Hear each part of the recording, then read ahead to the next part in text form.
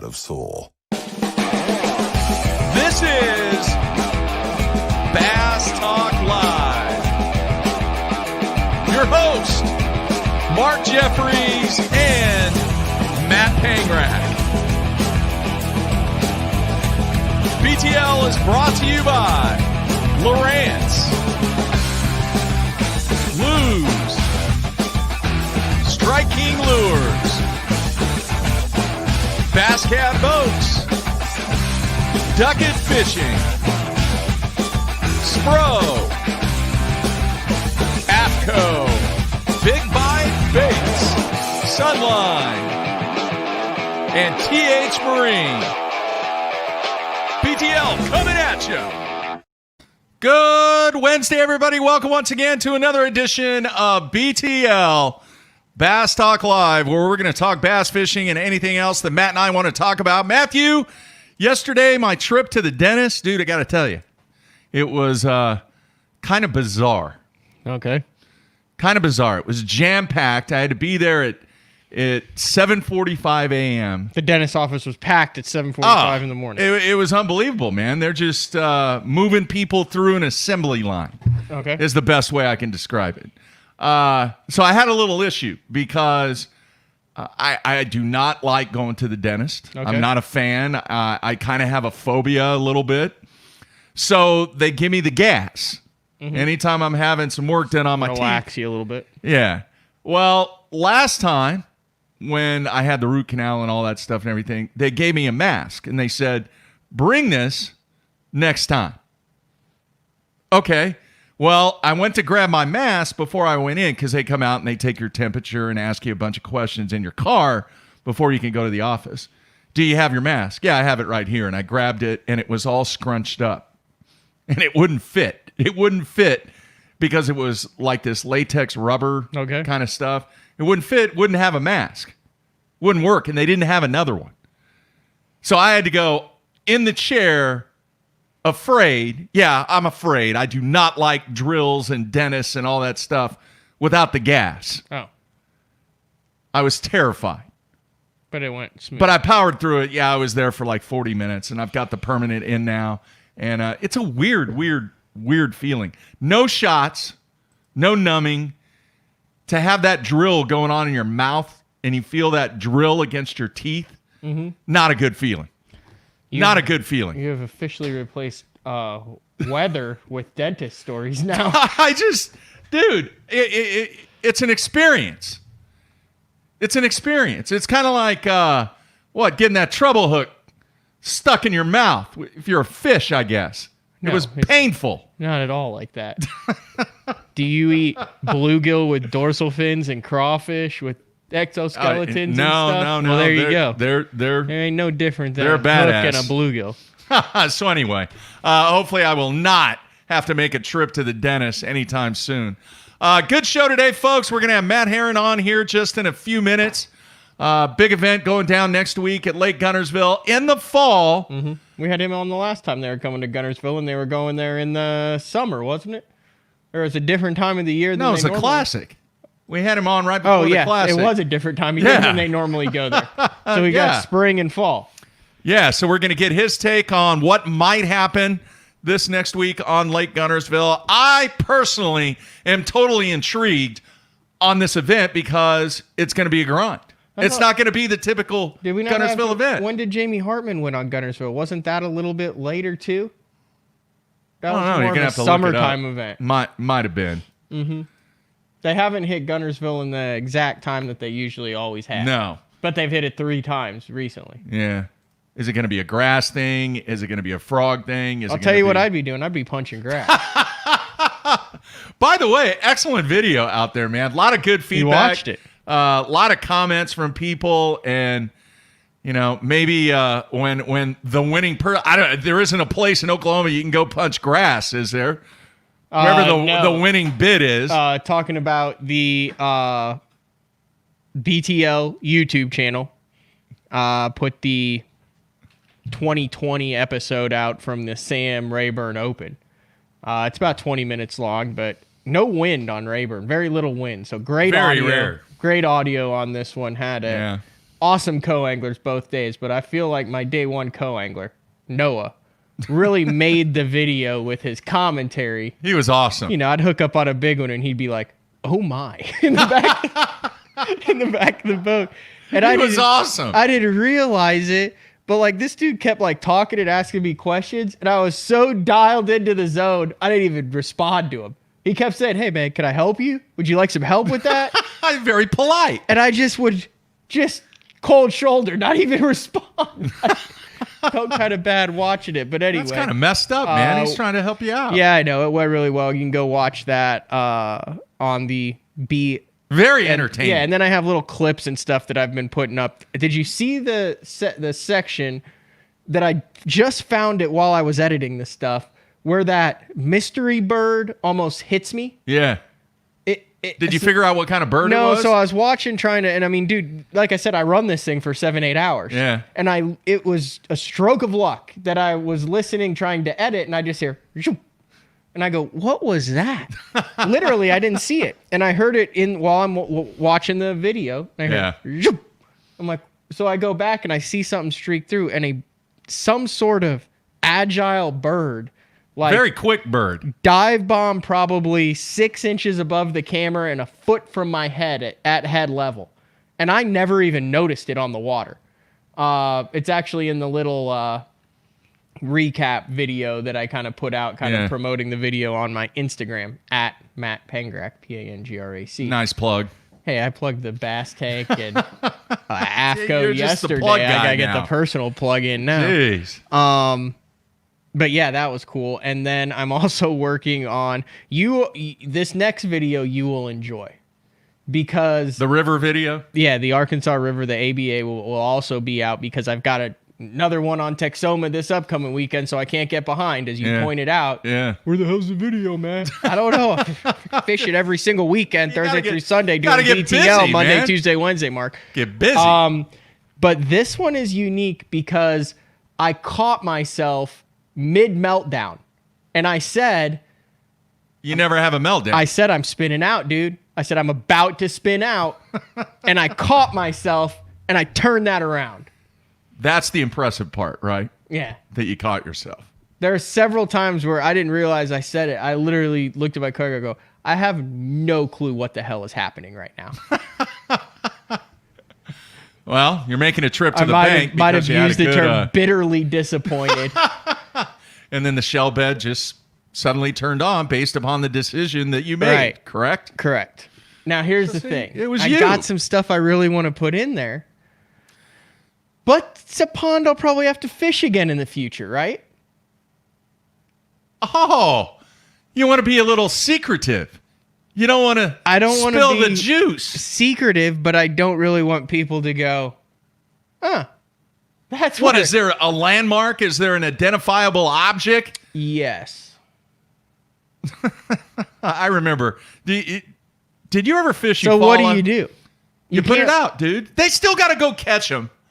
Dude, there were 21 keepers in 3 days cut off of one cast. Dude, in September. Are you giving GPS coordinates?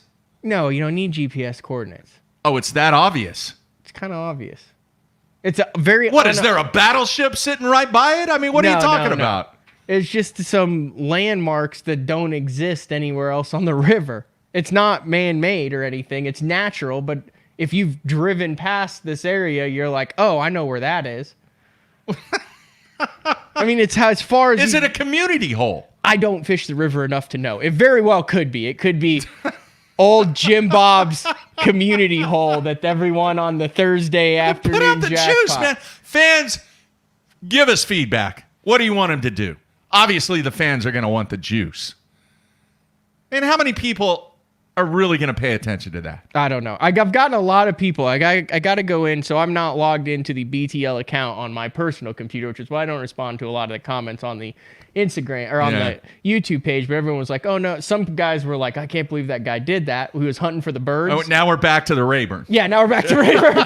So I'm putting out the juice for the river so everyone can go catch 10 pounds. All right. Rayburn. So Rayburn, I show up and this guy's in a mud motor. Now here's what I didn't have. So I didn't run the camera the entire run.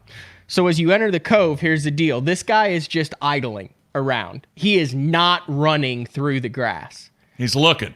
He's just sitting there, almost like he's waiting for someone to come. He was out to get you, man. And as soon as I get in there, he beelines to get in front of me and then starts running the grass edges while he's staring at me with the motor down, waiting for me to say something. And as soon as I just make a motion, that's when he stops. Now, what also it didn't show was this guy ran every other grass edge in Veach, every single one for the next hour. Completely screwing with guys. It was almost as if... So it wasn't just you. I don't know what else happened, but if you're fishing it. It was almost as if he had a friend who said, hey, I'm fishing brush piles. And it would be awesome if you decided... We have a conspiracy. It would be awesome if you decided... Oh, my goodness. To maybe go look for some teal, sail along grass edges in Veach for the first 2 hours of the morning. Wow, Because it was a Thursday morning at 7 in the morning. Yeah. Dude, the guy was not there to look for birds. He was there to be a jackass. And you just happened to be in the area. Yes. He would have done it to anybody. Conspiracy. I'm just saying. He and people are like, oh, I'm sure you. he was looking for the birds. No, he was looking for anybody in that area, and he was looking for a fight. He was not a tournament angler It would have been different if when I had rolled in there, he had been running those grass edges and cutting back through the hydrilla and all that. He was in there, but he wasn't running it. He was just sitting there. Yes. And as soon as he saw me headed back there, he cut in front of me, which is not on the video, and then started running all the edges. Oh, that's not good. That's where it's different. And even if he was looking for birds, don't you think the right thing to do would have been like, oh, guess what? I have a week and a half before the damn teal season opens. Let's let this guy fish his freaking grass edge before I rip through it with the mud motor. Yeah. Yeah, that was not cool. So you can watch it. Let me know what your guys' opinion is on it. Yeah. I think I handled it well. Oh, you did? I mean, there's a couple beeps in there, but it was not directed towards him. Said, hey, man. Were you mad? I wasn't mad. I was just in disbelief. I mean, how many times have I run up to a spot in the morning like, where else was I where I was fishing? Oh, at Rayburn. One of the mornings of practice also, I started and I was like, I'm going to fish this grass edge the second to last morning. And I get there and there's a damn otter that stays 10 feet in front of me and is going in and out of the grass edge. Well, what do otters eat? Bass. Like if I'm a bass, why am I going to eat a buzz frog or a punching bait when there's an otter trying to take a chunk out of my back? Well. But I would have much rather an otter been there than this guy. Yeah. That got me fired up. I was kind of tired coming in this morning, but yeah, it was. It's a great video, though. It really is.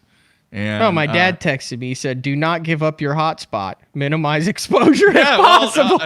What's his name? Mike in New York says, "Do not put it out. You don't need a flotilla checking you out next time on the river." Yeah, but how many guys? I'm trying to think. I'd been on that river 3 times before. Yeah. I don't really. You're gonna have to tell me what the landmark is. What the downside is. Because I don't know what's down there. I can show you the video. I'm just saying, it's a spot on the Arkansas River in September where I caught 21 keepers over the course of 3 days on a drop shot. In a tournament where there were 3 limits weighed in 2 days. That's the juice. Like, I came back through the lock. I'd had a limit in half an hour, and the other 5 guys in the lock combined for 4 keepers. Yeah. In Kerr.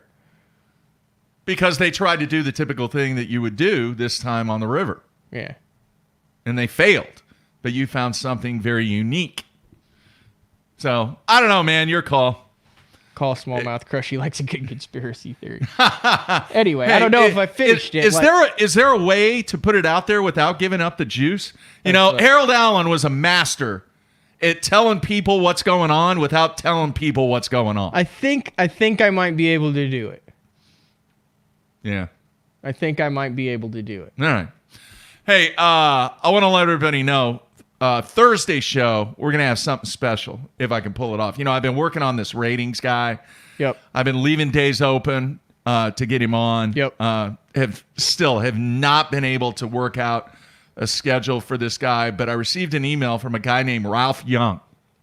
Ralph Young has fished, I went blank. What lake are they fishing? The Open Clarks Hill? Is that right? Hartwell? Or Hartwell. 100 and almost 200 guys they just took off this morning. Yeah.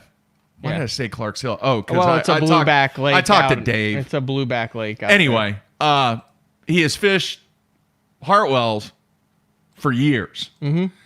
And he offered to be on the water and actually come on the show. And who did? Ralph. Oh.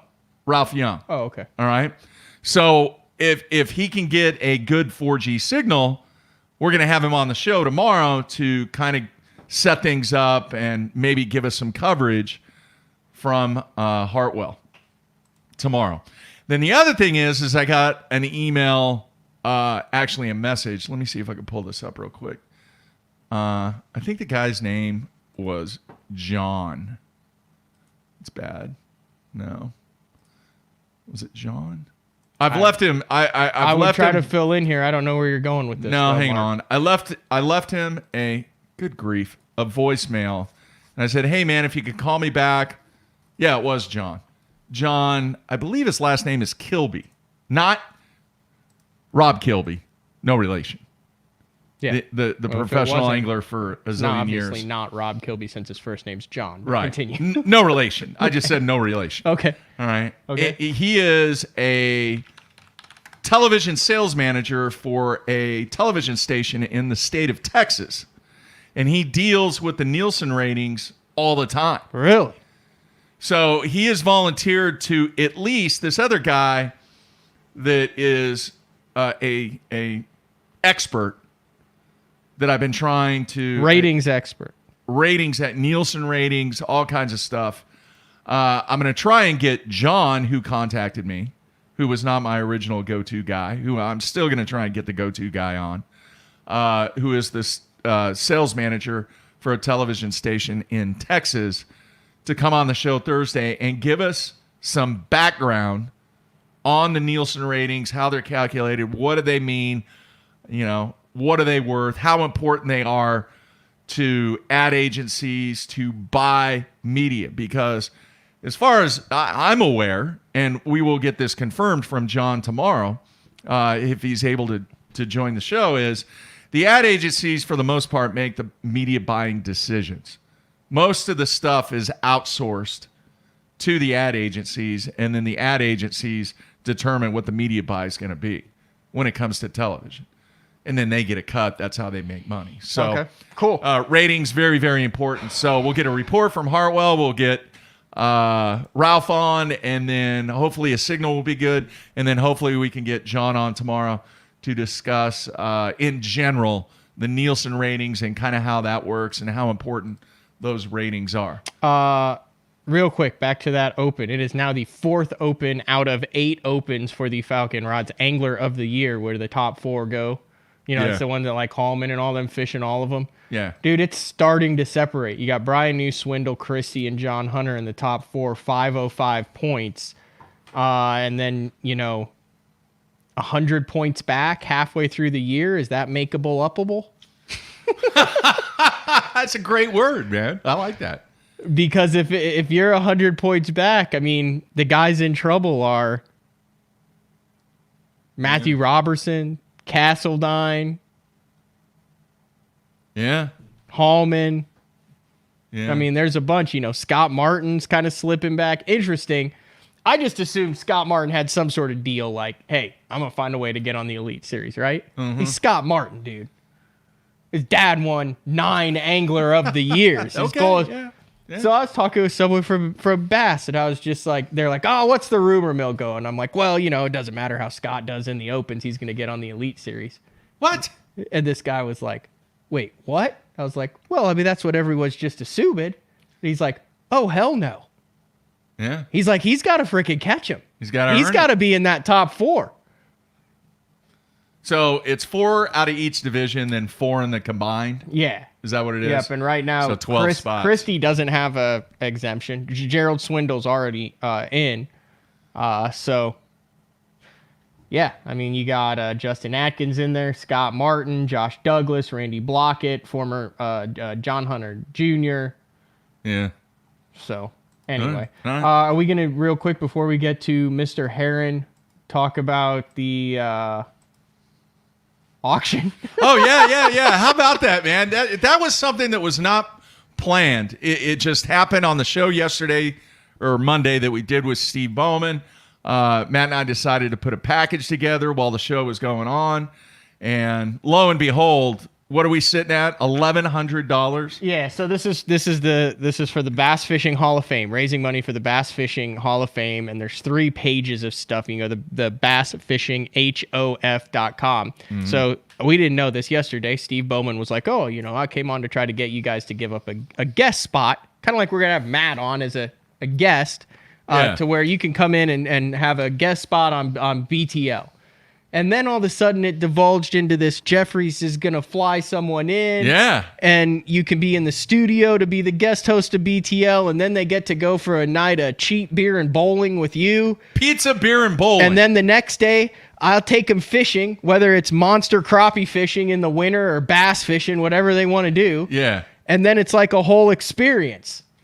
Yeah. And hang on one second. I was thinking about this. We need to do all that before this person comes on the show. Okay. That way that person can talk about the experience. Okay. All right. We can do that. Yeah. So then Bowman was like, "Oh, I'll get it out there." Yeah. And I didn't think anything of it. It's like, man, we're going to go for $50. So an hour later, this shows up. Bass Talk Live, value priceless. The highest bidder of this item will receive, I got to read this whole thing, a cornucopia of experiences. Now, if that's not worth bidding for, I don't know what is, folks.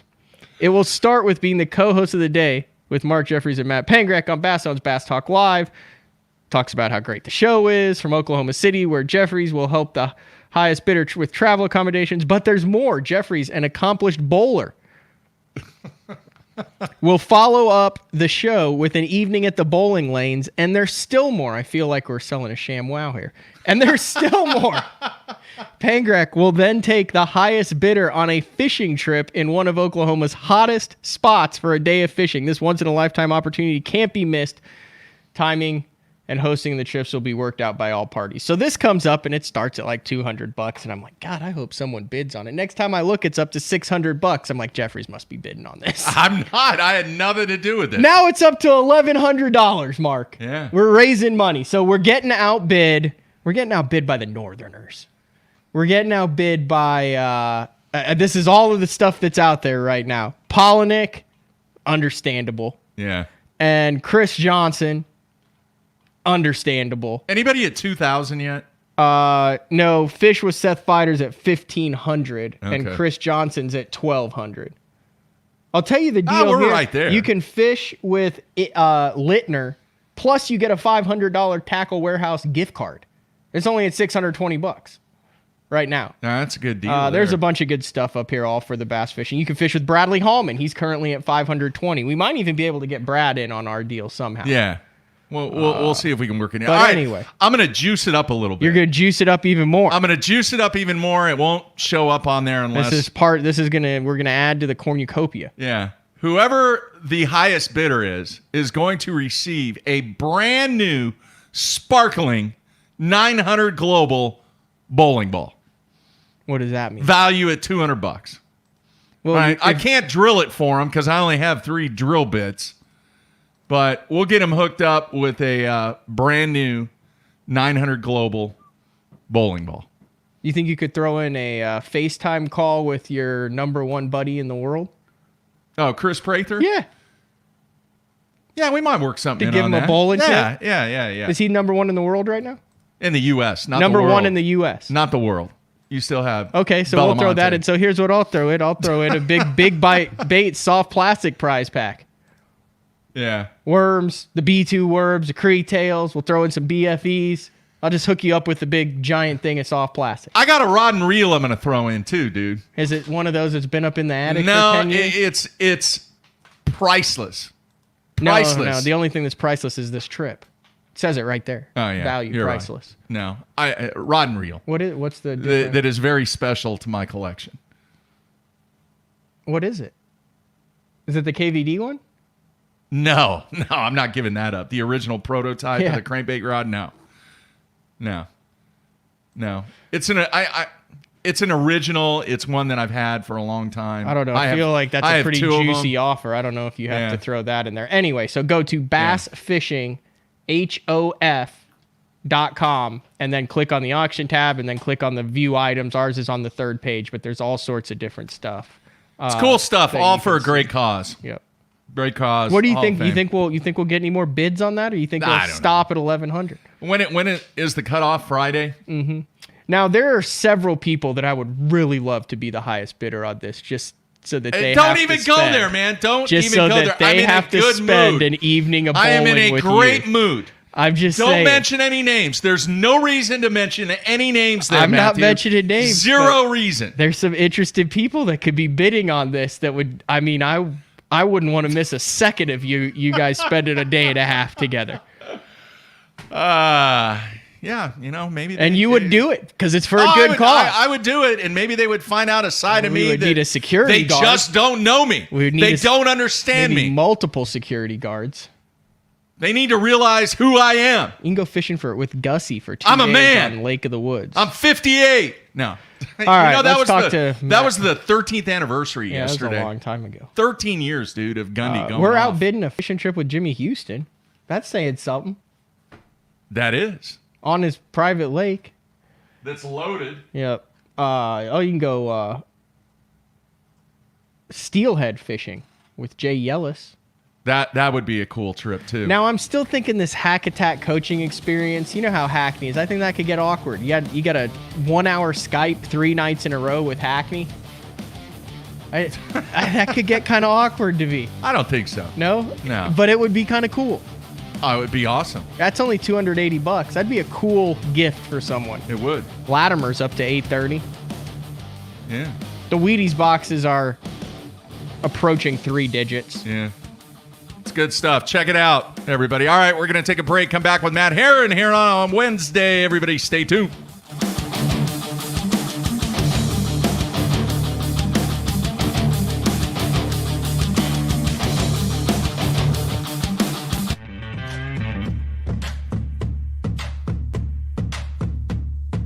The ultimate fishing system starts with Lowrance HDS Live.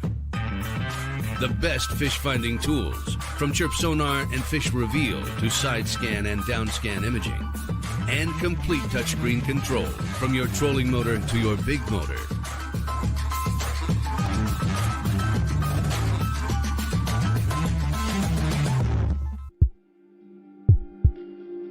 We've paired one of the most iconic hulls in the history of bass boats with a proven lineup of trusted accessories. We're bringing you best-in-class value and performance, leaving others in your wake.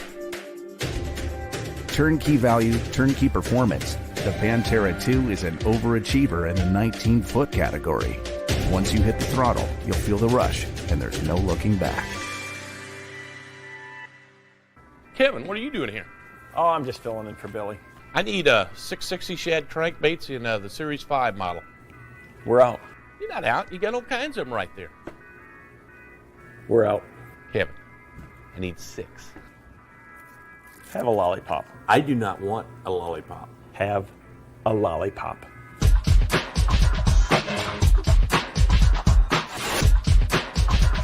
Do you have it in sexy shad color?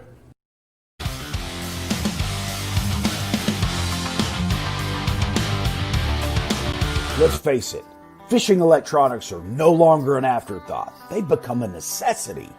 And at the Bass Tank, our experts match you with the right electronics, provide professional installation, and educate you to help maximize your catching results while providing support along the way. Because let's be honest, it's about catching, not just fishing. And when you're ready for better results, join the Bass Tank team. Visit us today on Facebook or go to thebasstank.com. Hey everybody, Top Fair Cloth here. Want to show you one of my favorite braided lines, SX1 30-pound Sunline braid. I use this braided line for a couple of different applications, and one of my favorites to use for this line is a swim jig. Casts great, and it's small diameter, and just works really great on a swim jig. Another technique I like to use for 30-pound SX1 Sunline braid is whenever I'm flipping like a light, say an 1/8 to a 1/4 ounce weight in grass, small diameter, I don't lose much action on my worm, just works great in those scenarios. So if you're looking for a braided line for a swim jig or fishing a light Texas rig, check out Sunline's SX1 30-pound braid.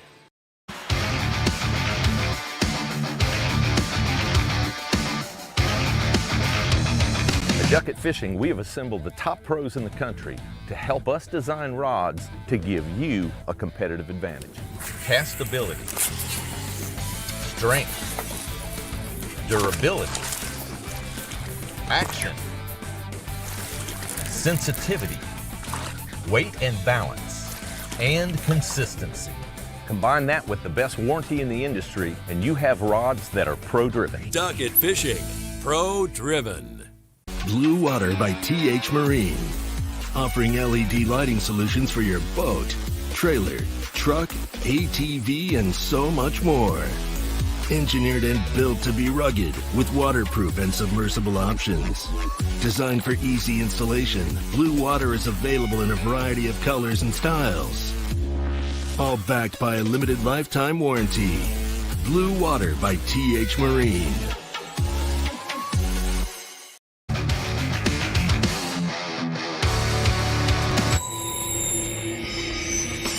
All of us on the Pro Tournament Trail use Gamakatsu hooks. Why? Because they are absolutely the best. It's not about how many bites you get, it's how many you put in the boat. Gamakatsu makes hooks for every fishing style. We didn't come this far to lose fish. Did you? For more information, visit gamakatsu.com.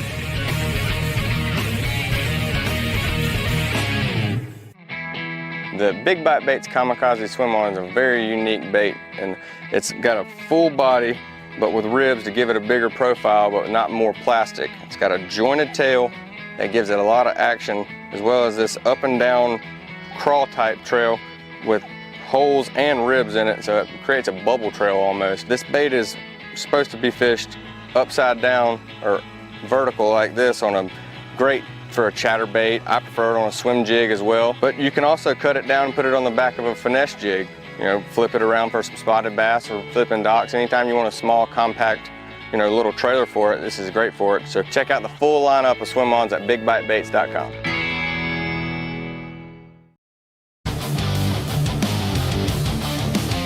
All right, we are back on a Wednesday. And it is time to go to our special guest. I didn't realize how consistent he's been. Do what?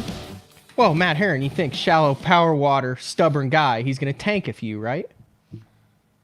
I mean, that's just what you think. No, he hasn't. I never thought that. I'm just saying, typically, you get the hard-headed. I would never You tell get the Matt hard-headed, shallow water guys stuck in their ways. He's not going to tank. I would never say that. They're going to go in and they're going to say, I'm going to flip this damn wood, and then I'm going to flip it some more, and when they don't bite, I'm going to go back and I'm going to flip it a third time, and then they're going to end up finishing 90th. Right. It's just going to happen. Well, that has it happened. If you look at his stats on Bassmaster, yeah, the last time that Matt Herron finished below 60th was like the middle of the 2018 season. And we're halfway through the 2020 season. Yeah. That's a lot of... So, I mean, listen, 17th, 19th, 18th, 20th, 5th, 16th, 40th, 41st, 10th, 16th, 38th, 32nd.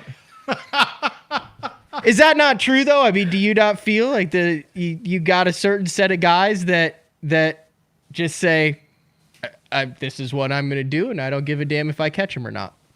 Yeah, you do. You do. But, that attitude don't pay very well. So, and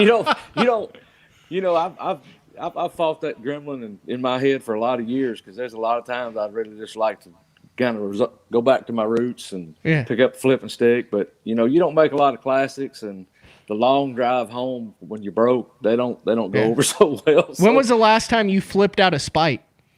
I mean, when was the last time you just said, screw it, I'm flipping, even though you didn't catch it, you knew you weren't going to catch it, you just had a miserable 2 days and went home?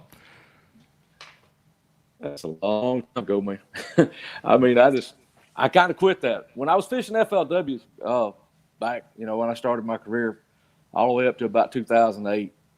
2008 was probably the last time I done it, just because with those 200-man fields and the way guys were crashing release fish, and it just turned into a weenie worm tour. And I just finally said, I just rain on it. I'm flipping. I'm done with this. Wow. All right, Matt. Wow, we appreciate you taking time once again to come on. And the reason I wanted to get you on, can you tell Matt and I and the fans what we can kind of expect next week? Is it going to be a grind? Is it going to be an area thing? Is it going to be a spot thing? What's the scoop? It's going to be a grind.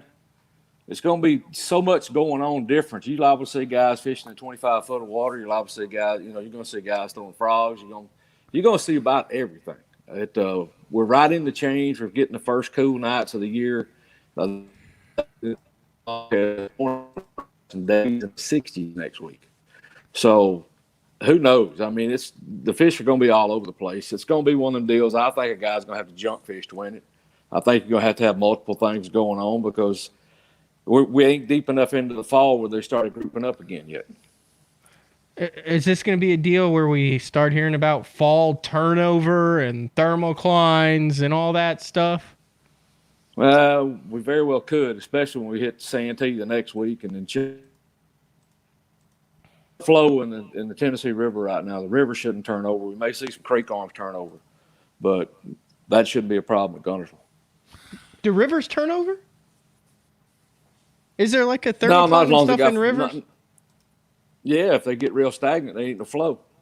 Yeah. But as long as there's flow, there's no thermocline. This is a rookie question, Matt. I'll tell you how much I experienced. I about the TVA, but I mean, I've seen a few rivers turn over, but it's basically been in years of drought where they're just not generating enough flow, and the water gets extremely hot, and you get some cool nights hit it'll flip it. But we've stayed fairly wet down here in the south this summer, so we've got plenty of flow going down the river, so it shouldn't be a turnover issue. But some of the big major creek arms where they're kind of sitting, yeah, you can see a little bit of turnover going on.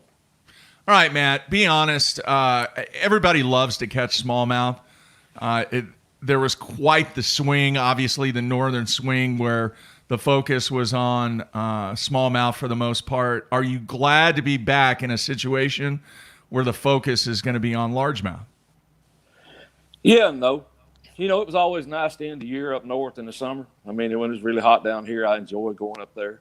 I've actually gotten to where I enjoy picking up the spinning rod and catching them old big brown things. But, I just don't have a lot of, like everybody else, we haven't fished a lot in the fall. And, I have some experience on Guntersville. And the year I qualified for the Elite Series in 2008, I finished second at Guntersville. Of course, Randall Tharp beat me. He beat me twice that year.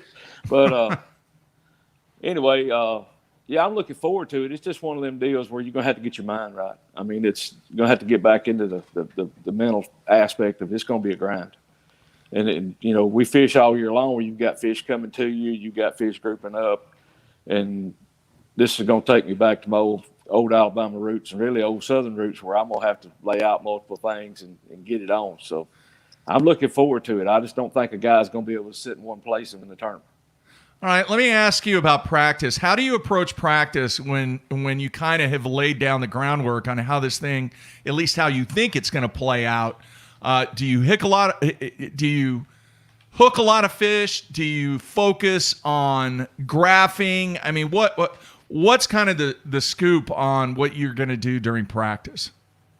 The biggest thing is Guntersville is going to be covering enough water to, these fish there's so much grass there, they'll be in little bitty areas.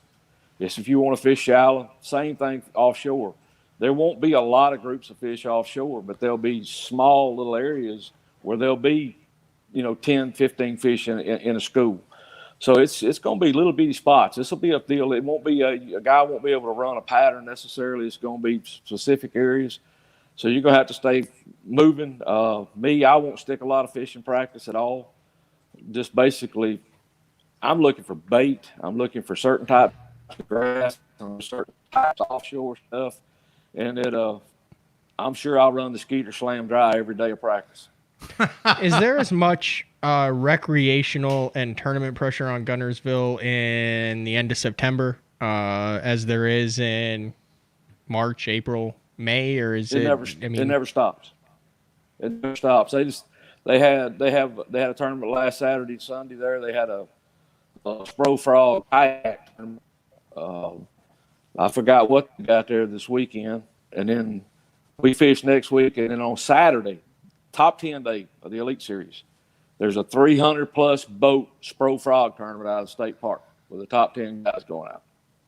Ooh. On our final day. Wow. Yeah, that's a lot of boats. That would really suck if you're on a frog pattern, too. Oh, yeah. Yeah. And those guys will be practicing all week long. I think pays pretty good. So it's going to be interesting to say the least. Chickamauga is going to be the same way. We've got major tournaments leading up on it. It's pounded. I think the only lake we're going to fish that really hadn't been pounded severely is Santee. So let me ask you this. Guntersville's going to be interesting. Matt, I know you probably haven't been following BTL, but I recently discovered that fishing for bass and grass is a phenomenal way to catch some fish.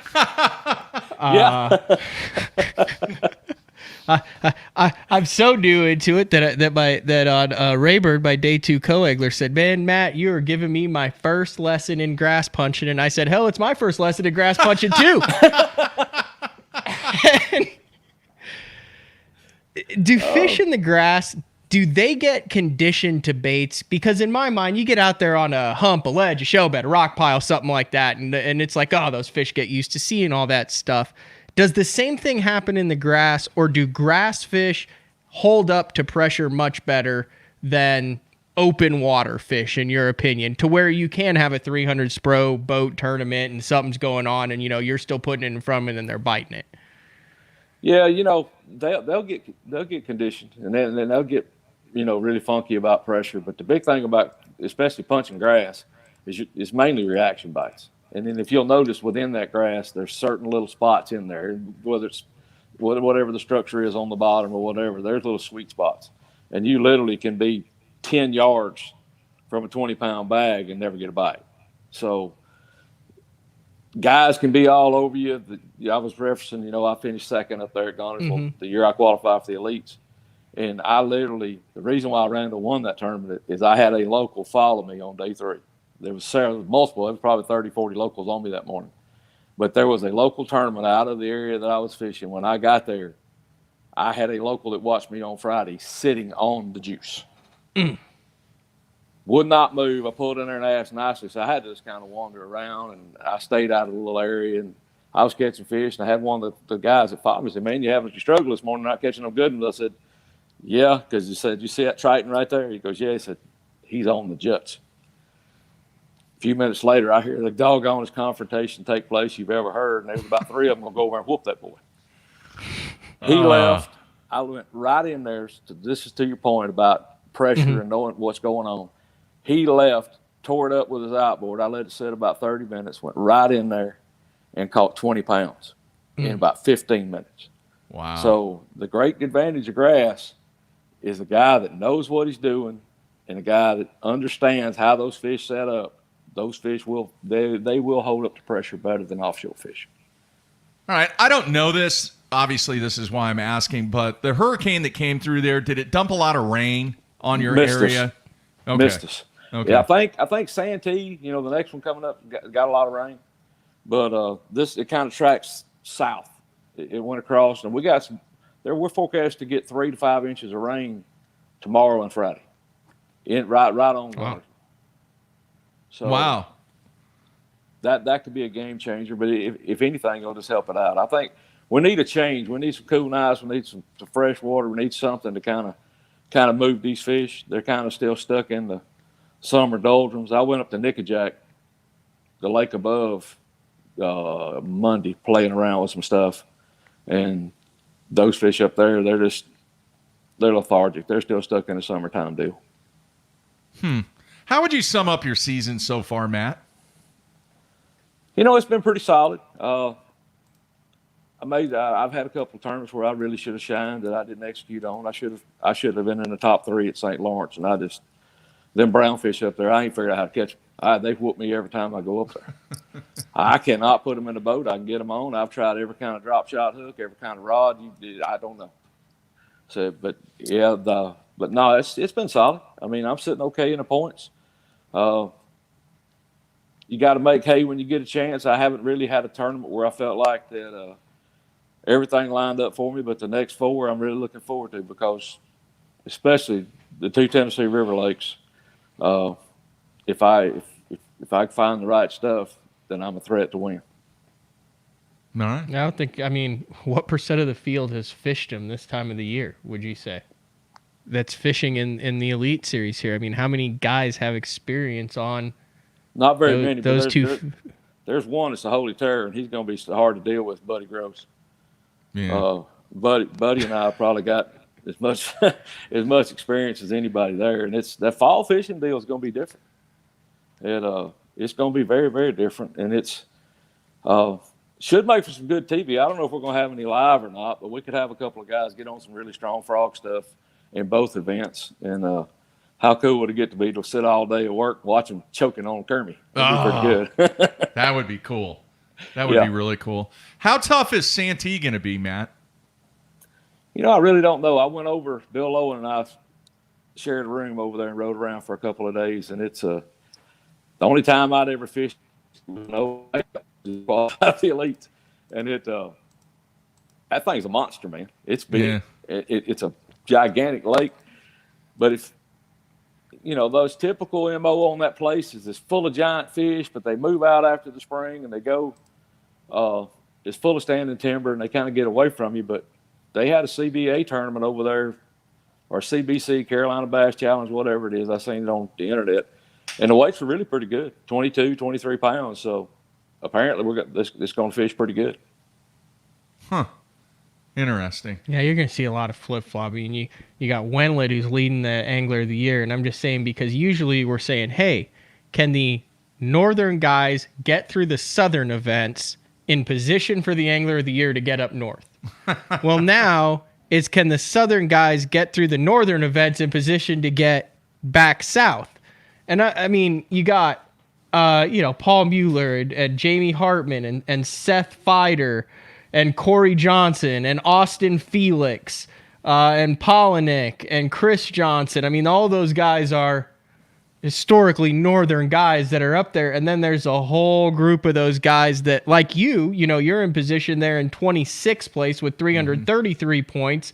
You're within 100 points of the lead. But, I mean, you do what you're supposed to do in the next 3, like a Seth Feider did what he was supposed to do in the last 3, and now it flip-flops and you go in with 1 tournament left for the whole shebang.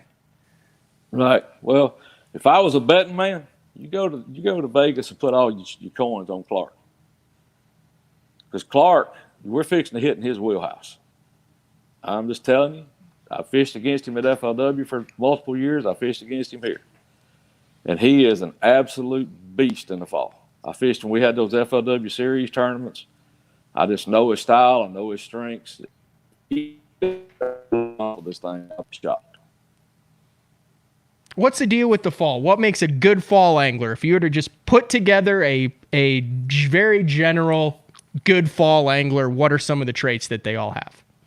It's got to be extremely versatile. And you can't be a one trick pony. You can't be a grass puncher. You can't be a drop shotter. You're going to have to be good at a lot of things. And to me, the one key bait, especially at Santee and especially at Fork, it's going to be a major player, is a square bill crankbait. I just setting up for it. Clark is very, very good with that type deal. He's very good with a spinnerbait. I just think you're going to if he can get through Guntersville, and he should, he'll win AOI. I believe in his abilities that much, and it sets up for him. Yeah, and he's got 3 Angler of the Years over on on FLW. So I mean, right now you should probably go to bassfishinghof.com and bid on Clark Woodlet's mini frosted mini wheats boxes that he's on the cover on because those things are going to skyrocket in value if what Matt Herron happens comes to fruition. Yeah.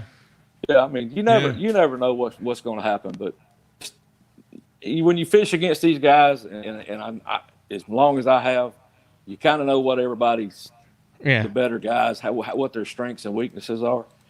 And Clark just ain't really got no big weaknesses. And I know that when fish key up on bait, I fished against him up in the Ozarks, on Lake of the Ozarks, in at series tournaments where Wood was a player. And just, I know I've competed against him enough that I know what his strengths are. And if he finds them, it's over.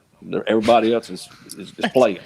That's high praise. I mean, you're talking about a veteran talking about another veteran that he's fished in multiple different tours around the year. So that's impressive.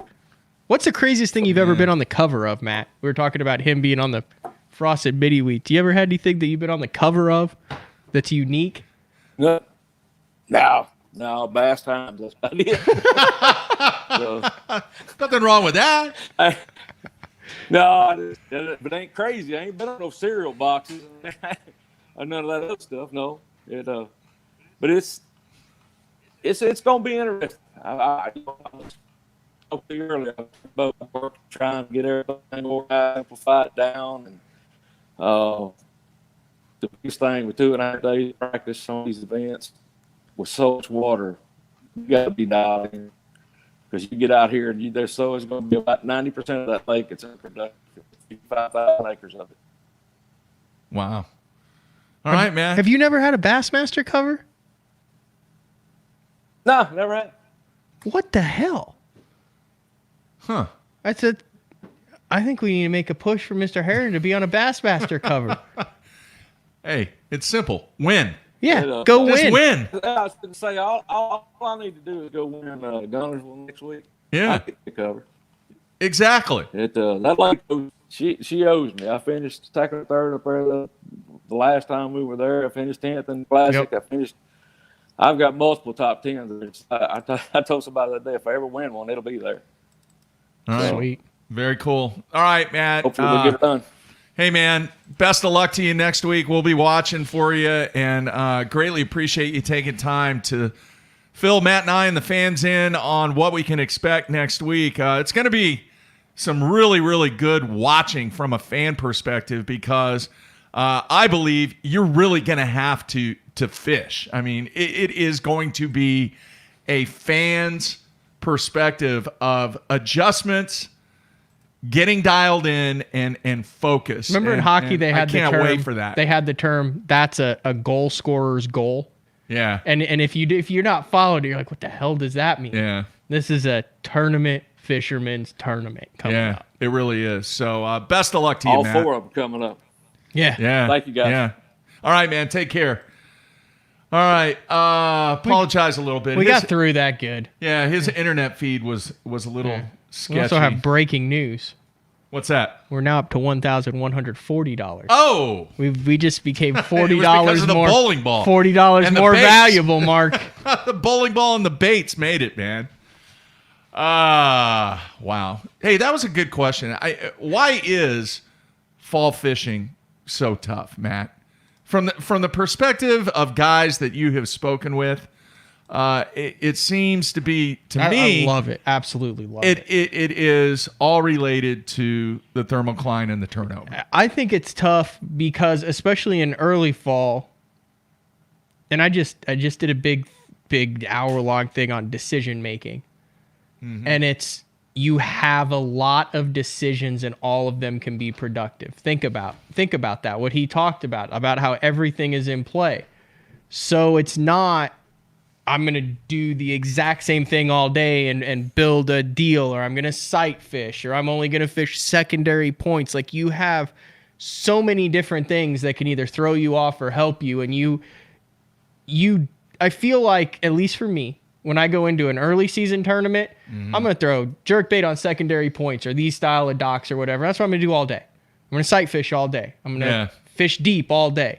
When you go into a fall tournament, I'm going to be doing 5 or 6 different things over the course of the day. And Rayburn started to get like that at the Open, but like I said, you throw a drop shot, you can fish grass, you can throw a topwater, you can go crank, you can throw a spinnerbait, you can run up the rivers, you can stay out main lake deep, you could go up, and you have all these different options, and there's one that's the winning combination. Yeah. But that's why I like it so much. That, and I covered the Elite Series for 12 years, was at every single tournament during the spring and summer. So the only time I got to fish was in the fall, by myself. And everyone else was in a deer stand, so I pretty much learned in Oklahoma and around this region how to fish in the fall and not how to fish like pre-spawn, spawn, post-spawn, summer, because I was always covering Elite Series tournaments. So I suck at like the most productive times of the year, and I feel like now, or a couple weeks ago now through the rest of the year, is where I'm super comfortable. Yeah, I'm sorry, dude. I just got a text. There was a guy, you know who Steve Marshall is? Yeah. Steve's been in radio for almost 40 years, a long time. Anyway, he just sent me a text. There was a guy, his name is Randy LeFoun, and Randy LeFoun really had an impact on what Gary Judici and I did on the radio way before the XM days. Randy actually purchased the local radio station here in Norman, KREF, and wanted outdoor programming to be a part of that radio station. I know we did it. Drew did it. Gary did it. Kenyon has done it. And I just got a text that Randy passed away. So I know he'd been sick for a while. Randy and I actually coached against each other back when you were helping Mark and you were helping me with Little League. Randy was one of the coaches. And we had some heated battles. Imagine that, between the team that he coached and the team that I coached. So my thoughts, Randy was a very influential person locally for me, and gave the outdoors an opportunity here locally to get the exposure from a radio format. So Randy LeFoun passed away today, and heavy hearts for the family of Randy. And Randy was a cool dude, and he definitely will be missed, not only in the Norman community, but really all across the state of Oklahoma. He was very active in all of the radio broadcasting associations, and wow, thoughts are with his sons. I know his son, two of them. One went on to be a really, really good soccer player at ORU, and yeah, bummed deal, man. Kind of bummed out. So thoughts are with the LeFoun family, and I know Steve was real close to him too, so I'm sure Steve's going through a rough time right now. All right, man. Didn't mean to end the show on a downer note. It's just I just found out, and I wanted to mention Randy because he was very, as I mentioned, very influential on fishing in the outdoors here in Oklahoma from a radio standpoint. All right, tomorrow, hopefully we can get John on. We're going to have Ralph Young on. And then if for some reason I'm able to fit this guy's schedule that I'm trying to get, this guy, I've been saying there are two people that I'm trying to get on here. One has been an advertising veteran for over 30 years, who is the managing editor of an advertising magazine. All right? Okay. But I don't know the guy. Okay. And I've been communicating with this guy back and forth via email to get him on the show. This is a big-time dude when it comes to advertising, but I think he's a little hesitant to come on the show. Why, I don't know. But, I get the bass fishing ? A few times. So I'm still working on that. And then another guy who is he's involved in the industry, but he's not at the same time, because he deals from a sporting standpoint in sports advertising. And fishing is just a tiny part of his portfolio of what he's involved with. So that's what I'm working on, man. I had an interesting conversation with someone else. Yeah. And, we've had multiple press releases. We had Bass come out. 7.1, million minutes viewed. Know. Yeah. Then you had the MLF press release, which didn't mince words about how amazing their viewership is, towering over the competition, crushing all other competitors underfoot. And I'm having this conversation with this guy, and he's like, okay, does anybody really care? Like, if you like watching the Bassmasters, do you give a damn that there were 7.1 million minutes consumed? Or if you like watching MLF, do you care that they have 87% of the TV market? Like, as a fan? Yeah, like, how does that impact the normal fan? It doesn't. He said, what you've got here is you've got these two organizations, and they're in a battle with each other. Yeah. And their press releases and their minutes and their numbers and all that stuff for the fans like us. I mean, it's great because they're trying to put out more and have more product and be the winner, but it's really catered to the sponsorship dollars and fighting with each other. Is that not the truth?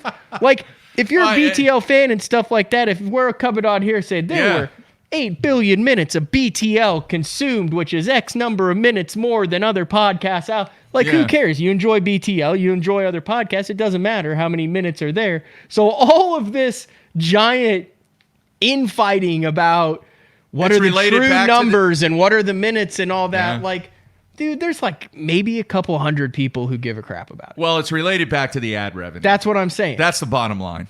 And perception and image and those statistics being out in the public eye are important from a perceived standpoint. Right, but how many of those people are making the decisions based on the perceived standpoint and stuff are a very few number of people. And there's a lot of energy put towards numbers and press releases. It's related back to the ad revenue. That's what I'm saying. But the fans, the average person. But I still think that I think it's very interesting. It's very interesting. I think it catches people's attention.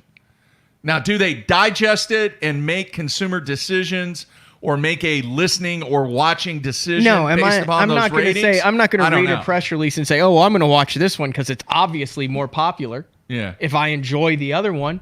Or like I said, I'm going to watch both of them and not care what the numbers are as long as it's a quality product. But I think it's an interesting discussion because we do talk a lot about the stuff behind the scenes and kind of how the industry ticks and what makes it work. So I think it's very valuable. But I'm just saying it's easy to lose perspective of, like, in the grand scheme of things, this ratings war that we have going on between the organizations. It's about advertising revenue. None of the fans truly care about it. It's about the people and the sponsors and the ad dollars that care about it, and all the rest of this stuff just kind of falls into place around it. Fair point? No, you're dead on. Easy to miss that point when you're in the industry and you're talking about it and stuff. Go, can you believe this, and this? Well, no. You want to turn the TV on. You want to turn your live stream on. You want to watch it. Like, if you enjoy it, do you really care how many other people are watching it? Well, COVID, some people want to say, oh, well, COVID really hasn't had an impact on, ad revenues and what the bottom line revenue, potential revenue being generated for these organizations. I think it seriously has had a major impact, but not just for now, but for the future, because there's so many companies out there that are realizing what consumer behavior was during COVID-19 that are making decisions based upon what that consumer behavior was. Hence, that's why you're going to see 2021 in a totally different perspective for some companies based upon what has taken place during the business elements of COVID-19 when it comes to their products, organizations, companies, and services. Bottom line, it is going to change things in 2021 and in the future. So it is what it is, man. I want to thank Matt Herron. Good stuff there. He looks like he's like in really good shape too. I didn't want to get awkward and bring that up, but did he not look like he was in really good shape? Yeah. Well, he's fishing well. Yeah. He's fishing well. Like physically, he was like trimmed down. And he's got a good 4 dude, big man. ones. I keep forgetting about Fork. Because you've got Fork in there. Yeah. You've got Guntersville, Chickamauga, Santee Cooper, and Fork. In the fall. That's pretty cool. God, I hope it all goes smooth and everything goes well. Yeah, me too. It's going to be fun to watch. All right, everybody. Thank you so much for tuning in today. By the way, please do not forget to give us a rating and a review over on iTunes. It helps us out immensely. Hey, we keep increasing the number of subscribers. We've only been doing YouTube for almost a year now. So that is continuing to grow. Please subscribe to us if you have not, to where you can get the notification when we go live. Also, make sure you check out the auction over on the Bass Fishing Hall of Fame page. Matt's got baits. I got bowling balls. And if you don't want beer to and pizza. you don't want to come hang out with us for $1,200, you can get some other cool stuff. There is some bunch of stuff under $200 on there now. There's some cool stuff out there. All right, everybody, we will be back tomorrow. Everybody, stay tuned. That's it. We're out of here.